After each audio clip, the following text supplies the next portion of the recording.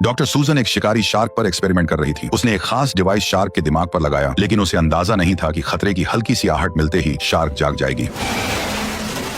किस्मत से शार्क दोबारा बेहोश हो गई। मौका मिलते ही सूजन ने उसके सिर पर डिवाइस फिट किया और इमेजिंग सिस्टम की मदद से लगभग 10 मीटर लंबी सुई उसके ब्रेन में उतार दी। बेहोश होने के बावजूद शार्क तेज दर्द महसूस कर रही थी, लेकिन आखिरकार सूजन ने उसके दिमाग से 4.5 मोल प्रोटीन निकाल लिया। उस प्रोटीन को अल्जाइमर पेशेंट की डैमेज ब्रेन सेल्स के साथ मिक्स किया गया। अब सभी लोग स्क्रीन पर नजरें टिकाए रिजल्ट का इंतजार कर रहे थे, क्योंकि अगर यह एक्सपेरिमेंट सफल हो जाता तो लाखों मरीजों को नई जिंदगी और टीम को एक मोटा मुनाफा मिल सकता था। जैसे ही प्रोटीन और ब्रेन सेल्स के बीच रिएक्शन हुआ, डैमेज हो चुकी सेल्स दोबारा जिंदा होने लगी। इस रिजल्ट ने यह साबित कर दिया कि उनका एक्सपेरिमेंट सफल रहा। सफलता की खुशी में एक साइंटिस्ट ने तुरंत सिगरेट जला ली, लेकिन जैसे ही वह बेफिक्र होकर शार्क के पास गया, तभी सिगरेट की स्मेल मिलते ही शार्क अचानक जाग गई और एक ही झटके में उस पर हमला कर दिया।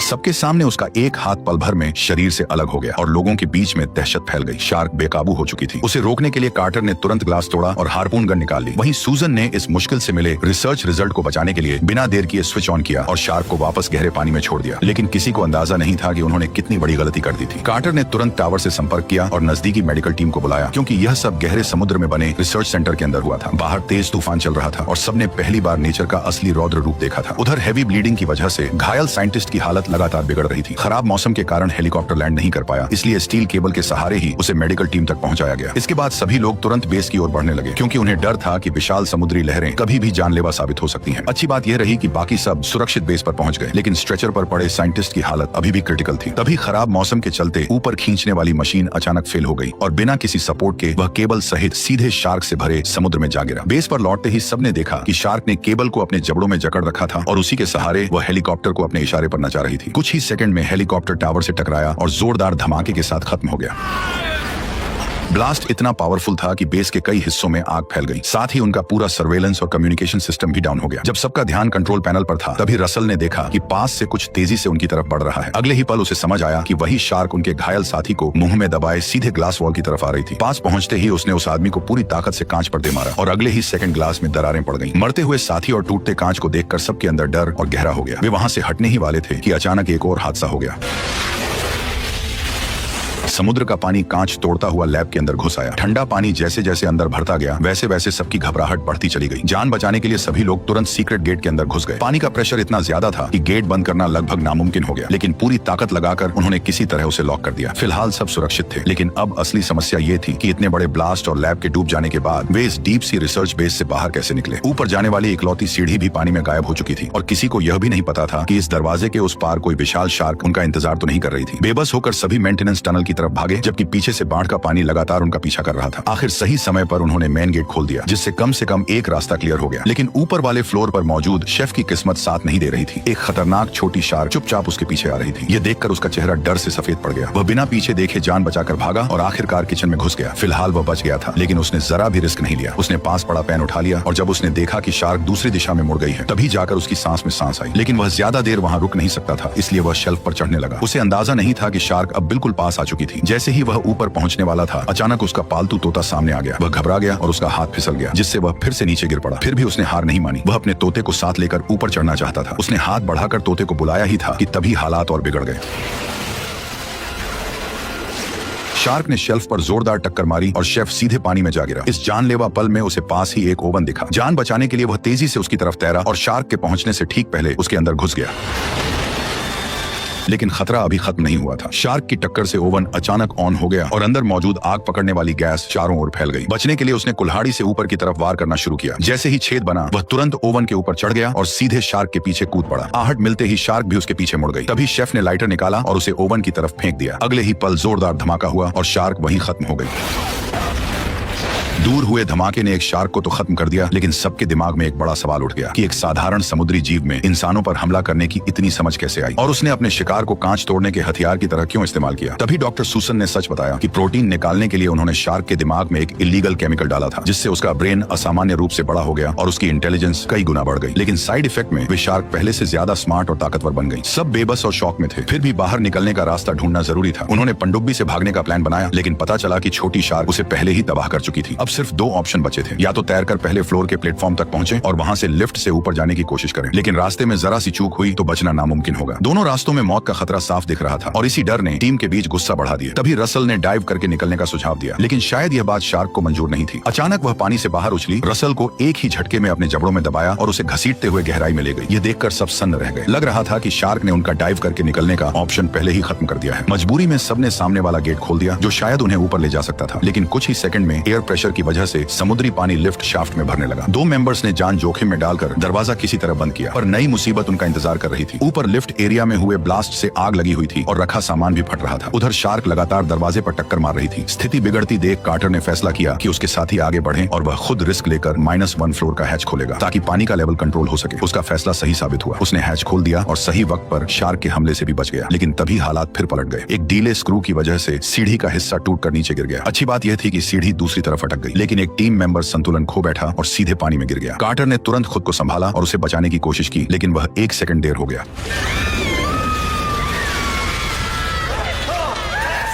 सबकी आंखों के सामने शार्क ने उस महिला को झपट लिया। कार्टर ने पूरी ताकत लगा दी, पर शार्क उसे एक ही झटके में गहराई में ले गई। आखिरकार वह ठंडे समुद्र के पानी में गायब हो गई। उस पल सब एक बार फिर गहरे सदमे में डूब गए। सबसे बुरी बात यह थी कि वे अभी भी टॉप फ्लोर से काफी दूर थे। ऊपर से दरवाजों पर पड़ती जोरदार टक्करों की आवाजें आ रही थी। लग रहा था कि शार्क पहले ही ऊपर पहुंच चुकी थी। सबके चेहरों पर साफ डर दिख रहा था। तभी वहां शेफ पहुंचा। उसने तुरंत कपड़ों की रस्सी फेंक कर उन्हें डूबने से पहले ऊपर खींच लिया। अब सब तेजी से आगे बढ़ने लगे। आगे एक पंप सिस्टम था जिसे जनरेटर से चालू कर पानी बाहर निकाला जा सकता था। टीम तुरंत कंट्रोल रूम की तरफ दौड़ी और किसी तरह जनरेटर स्टार्ट करने में कामयाब हो गई, लेकिन जैसे ही वे बाहर निकलने वाले थे हालात फिर बिगड़ गए। शार्क ने अचानक पीछे से हमला कर दिया। उसने कार्टर के दोस्त को बेरहमी से चीर डाला। ये देखकर कार्टर तुरंत मेन गेट की ओर तैर गया, लेकिन इससे पहले कि शार्क उसे भी अपना शिकार बनाती, गेट खुल गया और उसी वक्त शेफ भी वहां पहुंच गया। जब सबकी जान दांव पर लगी थी तब सूजन फिर एक बड़ी गलती कर बैठी। उसे लगा कि टीम की इतनी मेहनत और कुर्बानी बेकार नहीं जानी चाहिए, इसलिए वह अकेले ही अपने कमरे में रिसर्च डेटा लेने चली गई। उसने चाबी से लॉकर खोला और थोड़ी तलाश के बाद जरूरी सैंपल निकाल लिया। इसी दौरान उसे पीछे से पानी चीरती हुई एक शार्क नजर ही नहीं आई। अच्छी बात यह थी कि वह सिर्फ एक रिसर्च मॉडल निकला, लेकिन अगले ही पल पानी की सतह पर कुछ और उभरा और इस बार वह नकली रिसर्च मॉडल नहीं बल्कि असली शार्क थी। उसने आते ही सूजन पर हमला कर दिया। भागने का कोई रास्ता नहीं बचा था। मजबूरी में वह पहले शेल्फ पर चढ़ी और खुद को संभालने की कोशिश की। हड़बड़ी में उसकी कीमती रिसर्च फाइलें पानी में गिर गईं। वह 2 सेकंड रुककर फिर उन्हें उठाने के लिए नीचे झुक गई। तभी शार्क फिर से उसकी तरफ बढ़ने लगे। अब उसके सिर पर मौत मंडरा रही थी। तभी उसकी नजर ऊपर जलते बल्ब पर पड़ी और उसके दिमाग में एक खतरनाक आइडिया आया। उसने सोचा कि हाई वोल्टेज करंट शार्क को मार सकता है। उसने तुरंत वायर निकाला और अगला हमला होने का इंतजार करने लगी। जैसे ही शार्क उस पर झपटी, उसने बिजली वाला तार सीधे उसके मुंह में घुसा दिया। तेज झटकों के बीच वह दूसरी शार्क भी तड़प कर मर गई। डूब चुके रिसर्च डेटा को देखकर उसे पछतावा हुआ। उसे समझ आया कि शुरुआत में शार्क को छोड़ना उसकी सबसे बड़ी गलती थी, लेकिन अब सोचने का वक्त नहीं था। इसके बाद तीनों फिर आमने सामने आए, लेकिन शार्क के हमले ने कार्टर और सूजन का सीधा बाहर निकलने का प्लान फेल कर दिया। अब बचने का एक ही रास्ता था, जो था इमरजेंसी एग्जिट। लेकिन दरवाजा खोलते ही पानी तेजी से अंदर आता, इसलिए उन्होंने फायर एक्सटिंग्विशर तैयार रखा ताकि प्रेशर बैलेंस किया जा सके। फिर उन्होंने जानबूझकर कमरे में पानी भरने दिया। जब पानी सिर के ऊपर तक पहुंच गया तब उन्होंने हैच खोल दिया। बाहर निकलते ही तीनों ने फायर एक्सटिंग्विशर ऑन कर दिया। बुलबुलों की आड़ में शार्क कंफ्यूज हो गई और उनकी यह ट्रिक काम कर गई। तीनों आखिरकार सतह पर पहुंच गए, लेकिन तभी एक और हमला हुआ। शार्क ने अचानक शेफ को दबोच लिया और उसे कई मीटर दूर घसीट ले गई।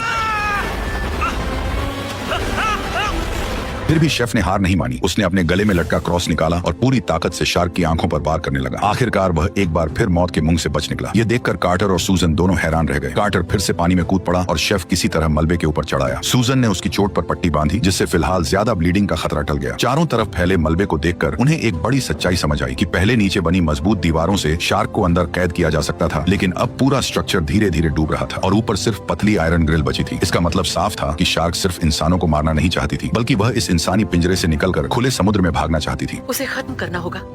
तुमने पहली बार कोई अक्ल की बात की है। दोनों ने तुरंत एक्शन लिया। उन्होंने सारे सिग्नल फ्लेयर्स से बारूद निकालकर उसे एक हार्पून में भर दिया। प्लान साफ था, जैसे ही हार्पून सही निशाने पर लगता वे उसके वायर को बैटरी से जोड़ देते और जोरदार करंट से शार्क को उड़ा देते। लेकिन उसी वक्त शार्क का पूरा फोकस दरवाजा तोड़ने पर था। उसने कार्टर को ठीक से निशाना लगाने का मौका ही नहीं दिया। जब शार्क ऊपर नहीं आई तो सूजन ने एक टूटी हुई मशीन के तेज मलबे से अपनी हथेली काट ली और सीधे पानी में कूद गई। असल में वह खुद को चारे की तरह इस्तेमाल कर रही थी। रूल्स सबसे पहले उसी ने तोड़े थे। उसी ने केमिकल से शार्क का दिमाग बड़ा किया था और उसी ने उसे आजाद छोड़ा था। उसे लगा कि गलती उसकी थी तो उसे ही सब खत्म करना होगा। खून की गंध मिलते ही शार्क ने दरवाजा तोड़ना छोड़ दिया और पलटकर उसकी तरफ झपट पड़ी, लेकिन चालाक शार्क सतह पर आने से बच रही थी। कार्टर समझ गया कि सूजन का प्लान काम नहीं कर रहा है। वह उसे बचाने के लिए बिना सोचे पानी में कूद पड़ा और फिर वो हुआ जिसे देखने की हिम्मत किसी में नहीं थी।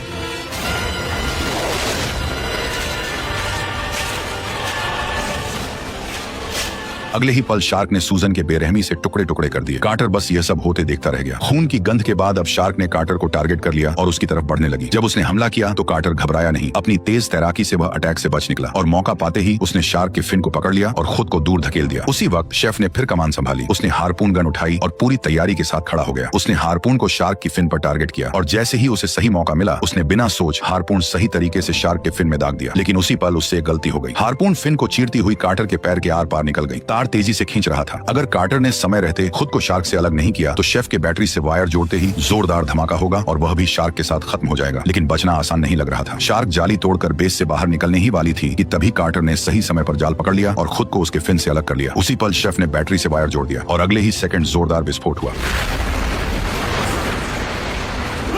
धमाका इतना खतरनाक था कि शार्क वहीं खत्म हो गई। जैसे ही शेफ ने कार्टर को जिंदा देखा उसके काले चेहरे पर फिर से मुस्कान लौट आई। इस तरह उन्होंने अपने कई साथियों की कुर्बानी देकर आखिरकार शार्क का आतंक खत्म कर दिया और यहीं पर ही शानदार मूवी खत्म हो गई। वैसे मुझे तुम बताओ कि तुम्हें यह एक्सप्लेनेशन कैसी लगी। अगर अच्छी लगी हो तो वीडियो को लाइक कर चैनल को सब्सक्राइब कर लो। अगर इस मूवी का सेकंड पार्ट का एक्सप्लेनेशन भी चाहिए तो कमेंट भी कर दो। Okay bye.